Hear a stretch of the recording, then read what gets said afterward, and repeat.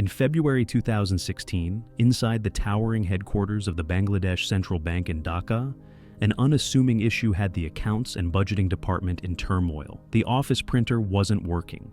For days, employees had been frustrated by the disruption, as this automated printer was a crucial tool. It was responsible for generating real-time transaction reports, a task critical to the smooth functioning of the bank. Without it, they were effectively flying blind. After hours of troubleshooting, the team finally managed to restart the printer. As the machine whirred to life, it began spitting out a backlog of transaction confirmations. Relief quickly turned to shock, however, as something wasn't adding up. The number of statements was far higher than expected, and the amounts on them were astronomical. Digging deeper, the staff discovered 35 payment requests, each for absurdly large sums of money, allegedly authorized by the Bangladesh Bank. The transactions, totaling a staggering $951 million, had been routed to various accounts across the globe. Panic set in. None of these transfers had been authorized by the bank. The team scrambled to stop the payments, but the damage had likely already been done. The worst part? This wasn't an ordinary cyber attack.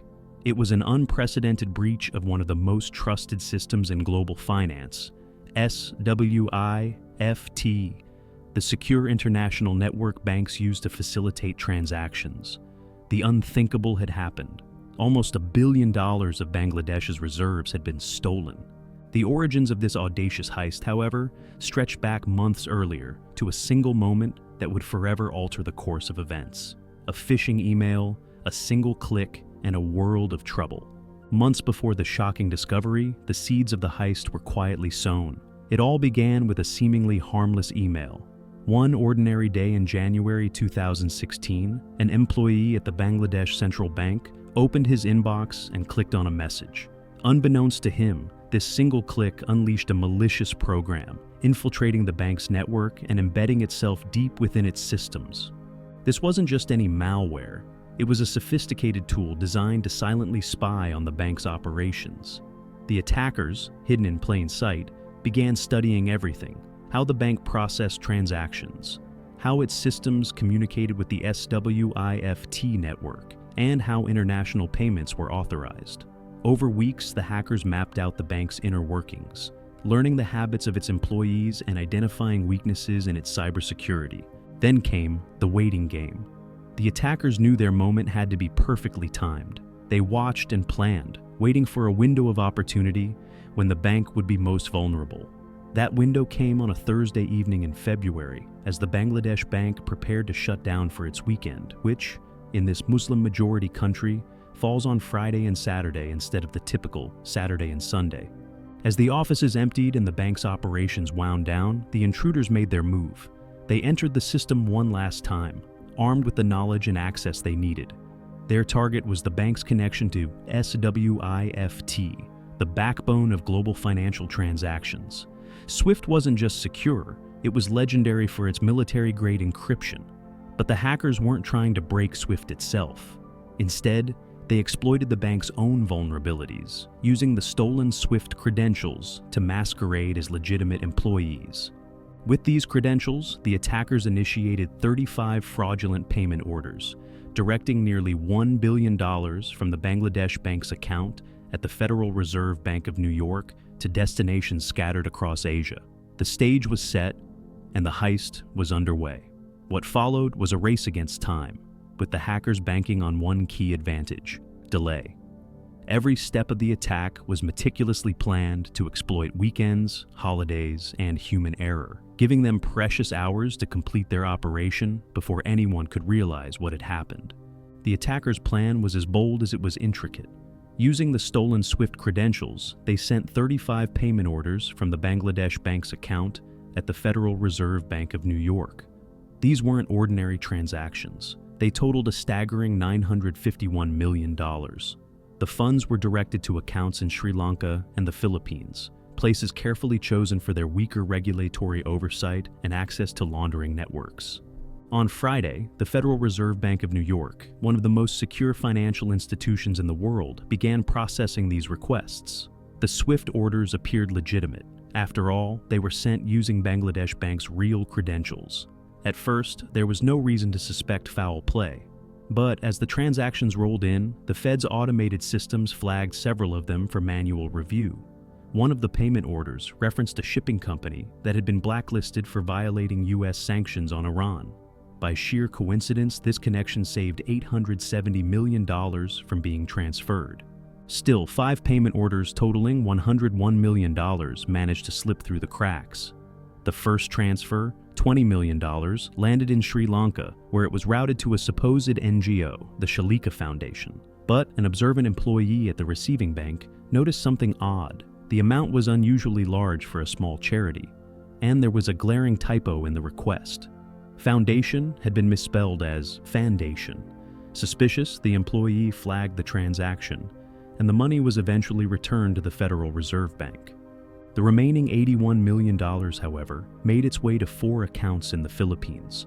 These accounts, set up 9 months earlier at the Jupiter Street branch of RCBC Bank in Manila, had been dormant until now, holding just $500 each. When the funds hit, they were immediately withdrawn and funneled into the country's thriving casino industry. There, the electronic transfers were converted into hard, untraceable cash, a process designed to erase the money's origins.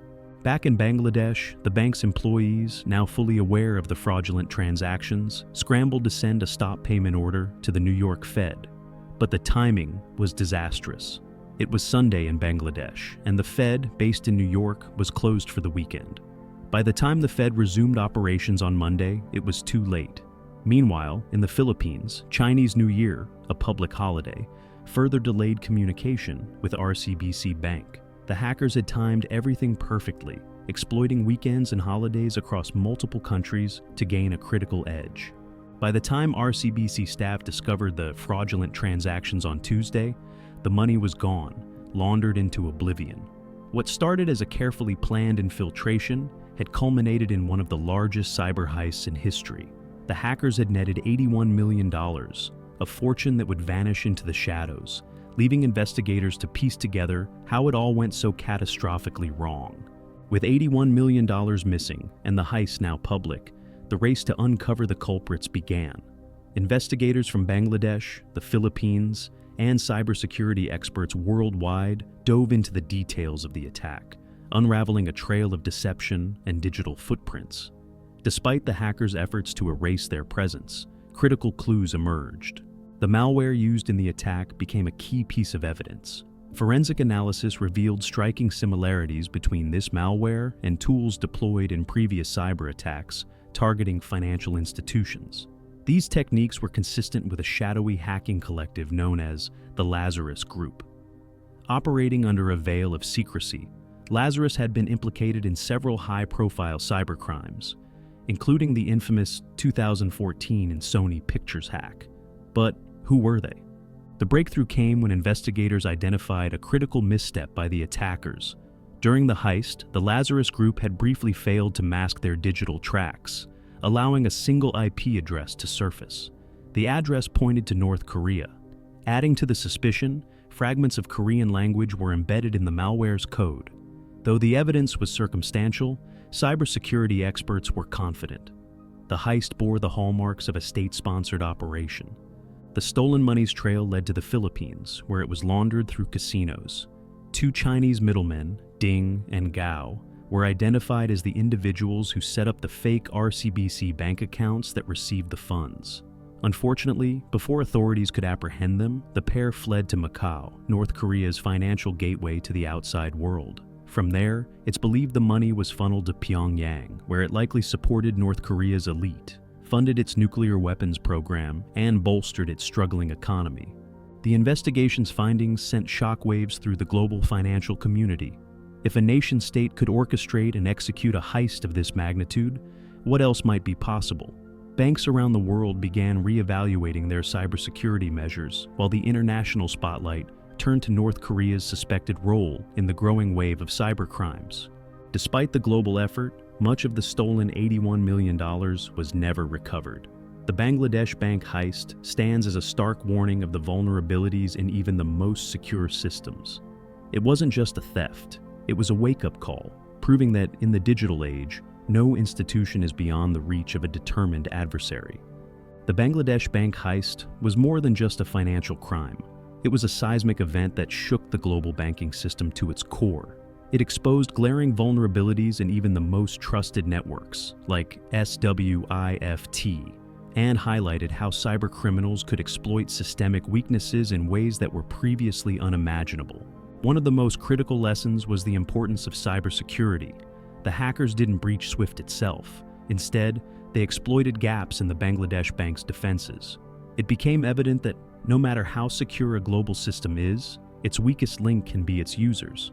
Financial institutions, particularly in developing nations, were reminded of the need to invest heavily in robust security measures, employee training, and regular system audits.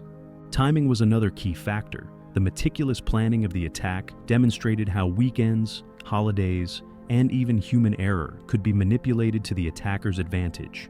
This forced banks to reconsider operational redundancies and the need for 24/7 monitoring, especially for critical functions like international money transfers. The broader implications of the heist were profound. It was the first known instance of a nation-state being linked to a bank robbery on such a scale.